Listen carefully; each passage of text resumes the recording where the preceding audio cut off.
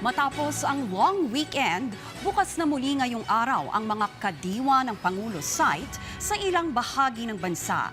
Gaya na lamang ng bentahan sa Quezon City kung saan tuloy-tuloy na mabibili ang benteng bigas. Si Carlo Candelaria sa sentro ng balita. Maagang namili ng gulay ang senior citizen na si Sonia Ramirez sa kadiwa ng Pangulo. Anya, namili na siya ng pang 2 linggong konsumo nilang mag-asawa. Mas malaking tulong po kasi ang araw lang ng asawa ko, 700 lang po. Doon ko kunin yung pamasahe, yung baon. Di magkano na lang po maiuwi sa amin. Diba? Ang ko po kay Presidente, sana ipagpatuloy niya po ito kahit wala na siya. Pero kami hindi. Para sa akin, siya ang gusto ko.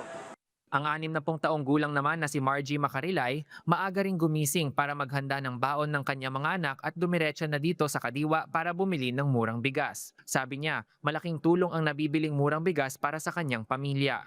Siyempre, mura ang bigas kaya pumili ako dahil marami akong anak. Kasi yung asawa ko hindi na siya nakapagtrabaho dahil may sakit siyang diabetes. Kaya ako nalang nagpipila.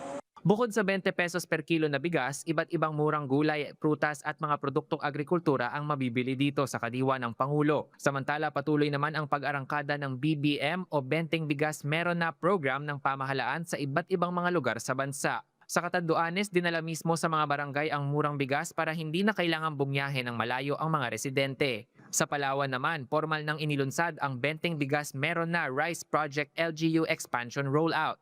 Sa programang ito ng pamahalaan, bukod sa nakapaghahatid ito ng murang bigas sa ating mga kababayan, ay nakapagbibigay din ito ng siguradong merkado para sa ani ng ating mga magsasaka.